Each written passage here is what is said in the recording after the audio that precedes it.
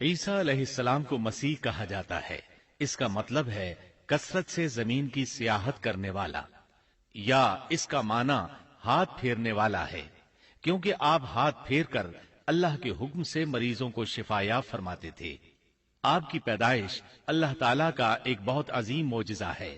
اللہ تعالیٰ سورہ مریم آیات 16 تا 23 میں فرماتے ہیں، اس کتاب میں مریم کا بھی واقعہ بیان کیجیے جبکہ وہ اپنے گھر کے افراد سے الگ ہو کر ایک شرقی مکان میں آئیں اور ان لوگوں کی طرف سے پردہ کر لیا، پھر ہم نے اپنی روح کو ان کے پاس بھیجا، پس وہ ان کے سامنے پورا آدمی بن کر ظاہر ہوا۔ یہ کہنے لگیں، میں تجھ سے رحمان کی پناہ مانگتی ہوں اگر تو کچھ بھی اللہ سے ڈرنے والا ہے۔ اس نے جواب دیا کہ میں تو اللہ کا بھیجا ہوا قاصد ہوں، تجھے ایک پاکیزہ لڑکا دینے آیا ہوں۔ کہنے لگیں، بھلا میرے ہاں بچہ کیسے ہو سکتا ہے؟ مجھے تو کسی انسان کا ہاتھ تک نہیں لگا اور نہ میں بدکار ہوں۔ اس نے کہا، بات تو یہی ہے، لیکن تیرے پروردگار کا ارشاد ہے کہ وہ مجھ پر بہت ہی آسان ہے، ہم تو اسے لوگوں کے لیے ایک نشانی بنا دیں گے اور اپنی خاص رحمت۔ یہ تو ایک طے شدہ بات ہے۔ پس وہ حمل سے ہو گئیں اور اسی وجہ سے وہ یکسو ہو کر ایک دور کی جگہ چلی گئیں۔ پھر درد ذہ اسے ایک کھجور کے تنے کے نیچے لے آیا اور بے ساختہ زبان سے نکل گیا کہ کاش میں اس سے پہلے ہی مر گئی ہوتی اور لوگوں کی یاد سے بھی بھولی بسری ہو جاتی۔ سیدہ مریم بہت عبادت گزار تھی۔ انہوں نے اپنے اور لوگوں کے درمیان آڑ بنا لی تھی۔ انہیں کھانا بھی پردے کے پیچھے سے پکڑایا جاتا۔ اللہ تعالی کی طرف سے بھی انہیں خاص رزق مل رہا تھا۔ اس حالت میں جبریل علیہ السلام ان کے پاس آئے۔ انہوں نے ان کے گریبان میں اللہ کے حکم سے پھونک ماری، اس سے انہیں حمل ٹھہر گیا۔ ولادت کا وقت آیا تو آپ لوگوں سے بہت دور یعنی بیت اللحم چلی گئیں۔ وہیں انہیں درد ذہ شروع ہوا، تب کہنے لگی، کاش میں اس سے پہلے مر جاتی۔ اللہ تعالی کی طرف سے ارشاد ہوا، سورہ مریم آیات 24 تا 28 میں ہے، اتنے میں اسے نیچے سے ہی آواز دی کہ آزردہ خاطر نہ ہو، تیرے رب نے تیرے پاؤں تلے ایک چشمہ جاری کر دیا ہے، اور اس کھجور کے تنے کو اپنی طرف ہلا، یہ تیرے سامنے تر و تازہ پکی کھجوریں گرا دے گا۔ اب چین سے کھا پی اور آنکھیں ٹھنڈی رکھ، اگر تجھے کوئی انسان نظر پڑ جائے تو کہہ دینا کہ میں نے اللہ رحمان کے نام کا روزہ مان رکھا ہے، میں آج کسی شخص سے بات نہ کروں گی۔ اب عیسیٰ کو لیے ہوئے وہ اپنی قوم کے پاس آئیں، سب کہنے لگے، مریم تو نے بڑی بری حرکت کی، اے ہارون کی بہن، نہ تو تیرا باپ برا آدمی تھا اور نہ تیری ماں بدکار تھی۔ یہاں ہارون سے مراد موسیٰ علیہ السلام کے بھائی ہارون علیہ السلام مراد نہیں، بلکہ مریم علیہ السلام کے ایک بھائی کا نام ہارون تھا۔ قوم کی باتیں سن کر مریم علیہ السلام خاموش رہی اور بچے کی طرف اشارہ کر دیا کہ اس سے بات کر لو۔ وہ کہنے لگے، بھلا گود کا بچہ کیسے بات کر سکتا ہے؟ سورہ مریم آیت 29 میں ہے۔ مریم نے اپنے بچے کی طرف اشارہ کیا، سب کہنے لگے، لو بھلا ہم گود کے بچے سے کیسے بات کریں؟ اس وقت عظیم معجزہ رونما ہوا۔ سورہ مریم آیت 30 تا 33 میں ہے، بچہ بول اٹھا، میں اللہ تعالیٰ کا بندہ ہوں، اس نے مجھے کتاب عطا فرمائی اور مجھے اپنا پیغمبر بنایا ہے، اور اس نے مجھے بابرکت کیا ہے جہاں بھی میں ہوں، اور اس نے مجھے نماز اور زکوٰۃ کا حکم دیا ہے جب تک بھی میں زندہ رہوں، اور اس نے مجھے اپنی والدہ کا خدمت گزار بنایا ہے اور مجھے سرکش اور بدبخت نہیں کیا، اور مجھ پر میری پیدائش کے دن اور میری موت کے دن اور جس دن کہ میں دوبارہ زندہ کھڑا کیا جاؤں گا سلام ہی سلام ہے۔ اللہ تعالیٰ نے عیسیٰ علیہ السلام کی اس گفتگو کے بعد فرمایا، یہ ہے صحیح واقعہ عیسیٰ ابن مریم کا، یہی وہ حق بات ہے جس میں لوگ شک و شبہ میں مبتلا ہیں۔ اللہ کے لیے اولاد کا ہونا لائق نہیں، وہ تو بالکل پاک ذات ہے۔ وہ تو جب کسی کام کے سر انجام دینے کا ارادہ کرتا ہے تو اسے کہہ دیتا ہے کہ ہو جا، وہ اسی وقت ہو جاتا ہے۔ میرا اور تم سب کا پروردگار صرف اللہ ہی ہے، تم سب اسی کی عبادت کرو، یہی سیدھی راہ ہے۔ اس طرح عیسیٰ علیہ السلام کی ولادت بغیر باپ کے ہوئی۔ اس معجزے کے بعد کئی فرقے گمراہ ہوئے اور کہا کہ مریم اللہ تعالی کی بیوی ہے۔ اس بات کی تردید کرتے ہوئے اللہ تعالی سورۃ الجن آیت 3 میں فرماتے ہیں، اور بے شک ہمارے رب کی بڑی بلند شان ہے، نہ اس نے کسی کو اپنی بیوی بنایا ہے نہ بیٹا۔ اللہ تعالیٰ سورۃ المائدہ آیات 72 تا 75 میں فرماتے ہیں، بے شک وہ لوگ کافر ہو گئے جن کا قول ہے کہ مسیح ابن مریم ہی اللہ ہے، حالانکہ خود مسیح نے ان سے کہا تھا کہ اے بنی اسرائیل، اللہ ہی کی عبادت کرو جو میرا اور تمہارا سب کا رب ہے۔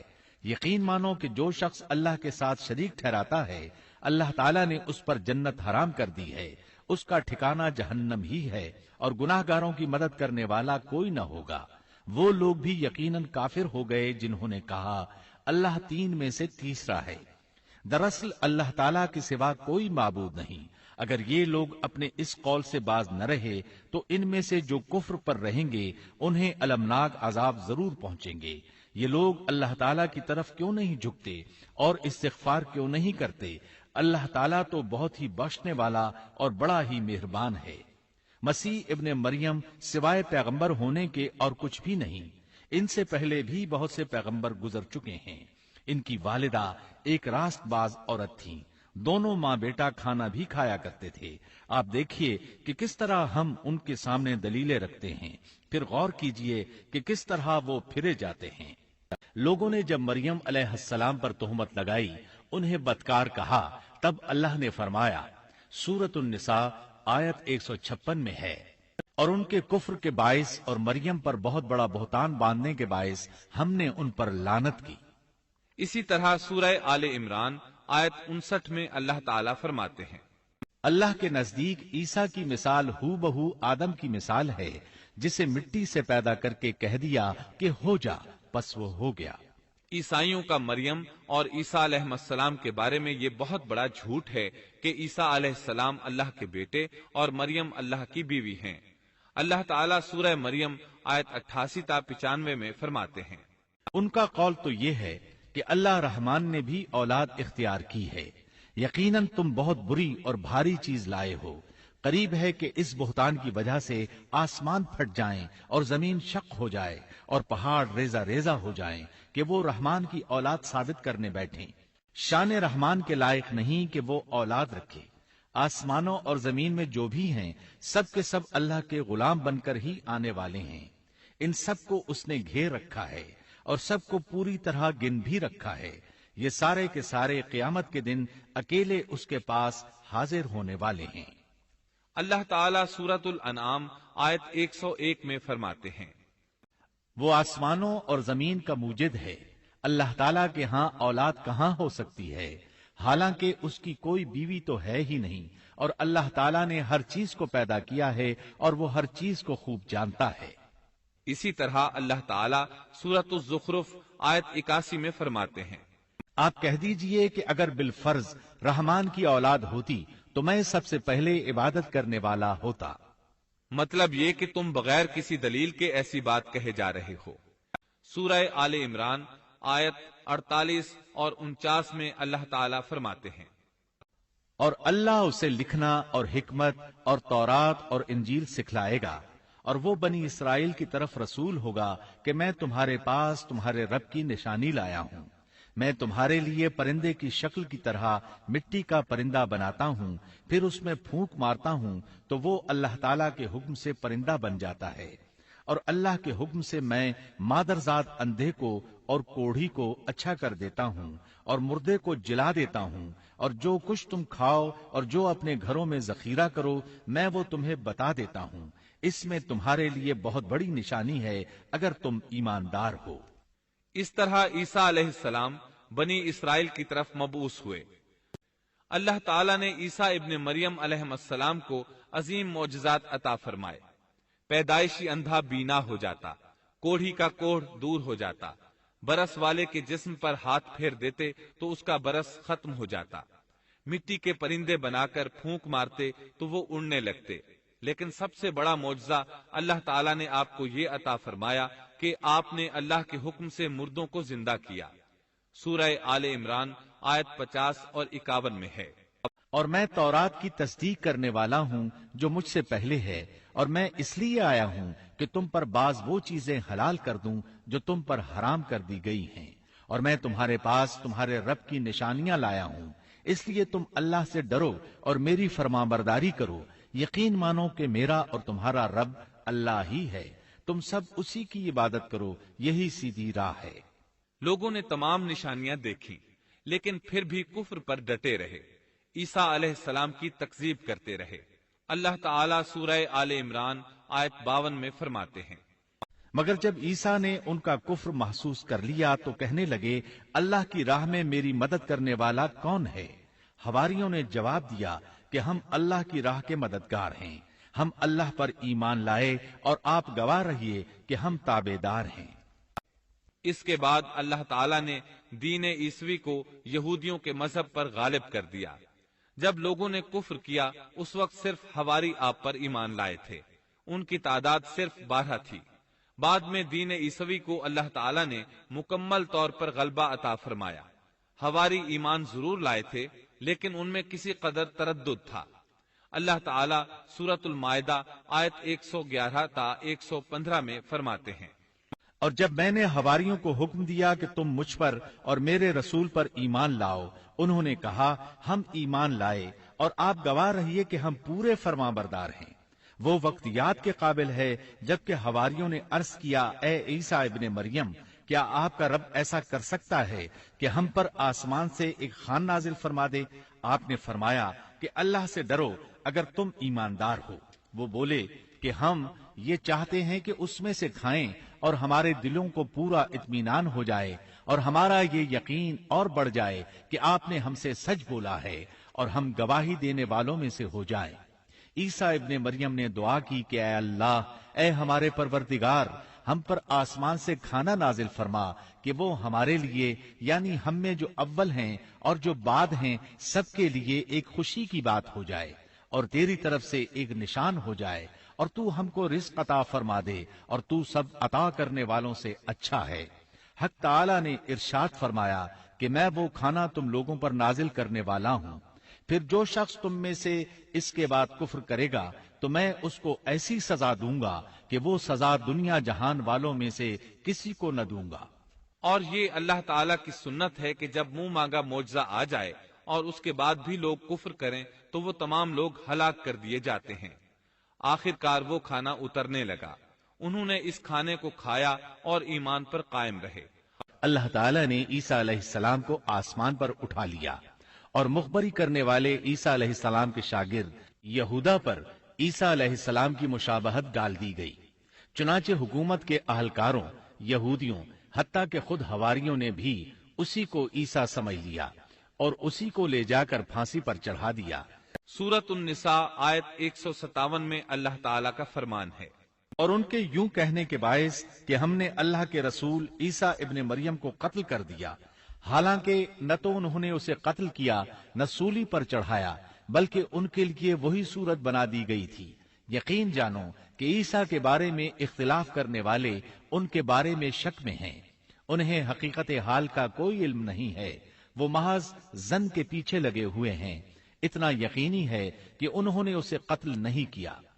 قیامت کے دن اللہ تعالیٰ ان سے فرمائیں گے، سورۃ المائدہ آیات 116 اور 117 میں ہے، اور وہ وقت بھی قابل ذکر ہے جب اللہ فرمائے گا کہ عیسیٰ ابن مریم، کیا تم نے ان لوگوں سے کہا تھا کہ مجھے اور میری ماں کو بھی اللہ کے علاوہ معبود قرار دے لو؟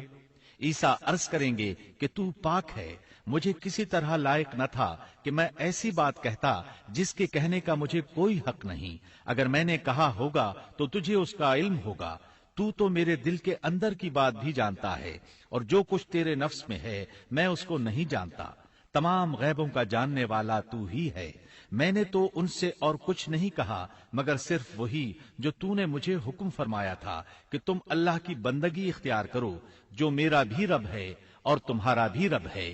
میں ان پر گواہ رہا جب تک ان میں رہا، پھر جب تو نے مجھے اٹھا لیا تو ہی ان پر نگران تھا، اور تو ہر چیز کی پوری خبر رکھتا ہے۔ اللہ تعالیٰ اہل کتاب کو مخاطب کر کے سورۃ النساء آیات 171 اور 172 میں فرماتے ہیں، اے اہل کتاب، اپنے دین کے بارے میں حد سے نہ گزر جاؤ اور اللہ پر بجز حق کے اور کچھ نہ کہو۔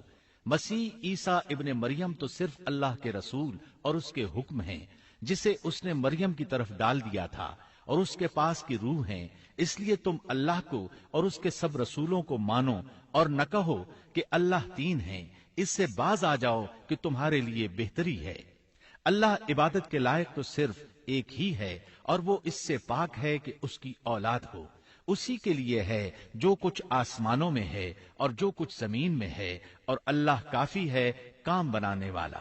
اور دین عیسوی کی اشاعت پر پابندی لگا دی، البتہ خفیہ طور پر لوگ اس دین سے آگاہی حاصل کرتے رہے، اور یہ سلسلہ 240 سال تک یوں ہی چلتا رہا، یہاں تک کہ ایک بادشاہ نے عیسائی مذہب قبول کر لیا۔ وہ ملک روم کا بڑا بادشاہ تھا۔ اس وقت دین عیسوی خوب پھیلا، لیکن اس بادشاہ نے دین میں شرک والے کچھ طریقے شامل کر دیے۔ ایک روایت کے مطابق وہ 240 سال تک توحید پر قائم رہے۔ یہ بادشاہ قسطنطنیہ پہنچا، وہاں عیسوی مذہب کو اپنے اقوال کے ساتھ زندہ کرنا چاہا۔ اس بادشاہ نے علماء، درویشوں اور پادریوں کو منتخب کیا۔ اس وقت ظاہری اور واضح کفر کے دروازے کھل گئے۔ عیسائی عالم یہ بھی بیان کرتے ہیں کہ لوقا کی انجیل مرقس کی انجیل کے بعد وجود میں آئی اور پطرس اور پولس کے مرنے کے بعد تصنیف کی گئی ہے۔ دراصل لوقا انطاکیہ شہر میں طب کا پیشہ کرتا تھا۔ اس نے عیسیٰ علیہ السلام کو نہیں دیکھا اور عیسائیت کو سینٹ پال یعنی پولس سے سیکھا، اور سینٹ پال کے بارے میں یہ بات تحقیق کو پہنچ چکی ہے کہ وہ دراصل متعصب یہودی تھا۔ عیسائیت کا بدترین دشمن خیال کیا جاتا تھا۔ وہ عیسائیوں کے خلاف اپنی جد و جہد جاری رکھے ہوئے تھا، مگر جب اس نے دیکھا کہ اس کی تمام تر مخالفتوں اور رکاوٹوں کے باوجود عیسائیت ترقی کرتی جا رہی ہے اور روکے نہیں رک رہی، تو اس نے مکر و فریب سے کام لیا اور اچانک اعلان کیا کہ مجھ سے ایک عجیب معجزہ سرزد ہوا ہے۔ میں صحت کی حالت میں تھا کہ میں ایک دم زمین پر گرا، جیسے کوئی کسی کو کشتی میں پچھاڑ دیتا ہے، اور اسی حالت میں مسیح علیہ السلام نے مجھے چھوا اور سخت الفاظ میں کہا کہ خبردار، آئندہ ہرگز میرے پیروکاروں کے خلاف کوئی قدم نہ اٹھانا۔ بس میں اسی وقت مسیح علیہ السلام پر ایمان لے آیا اور مسیح کے حکم سے مسیحی دنیا کی خدمت کے لیے مامور ہو گیا ہوں۔ مسیح نے مجھ سے کہا ہے کہ میں لوگوں کو مسیح کی انجیل کی بشارت سنا دوں اور اس کی پیروی کی ترغیب دوں۔ اس طرح اس نے آہستہ آہستہ کلیسا پر ایسا قبضہ کیا کہ دین عیسوی کی اصل صداقتوں کو مٹا کر اسے بدعتوں اور رسومات کا مجموعہ بنا ڈالا اور پوری مسیحیت کو بت پرستی میں تبدیل کر دیا۔ آج جو عیسائیت قائم ہے وہ اسی پولس کی ایجاد کردہ مسیحیت ہے۔ لہذا اس کے بعد کون دعویٰ کر سکتا ہے کہ اس کے شاگرد لوقا کی انجیل الہامی انجیل ہے؟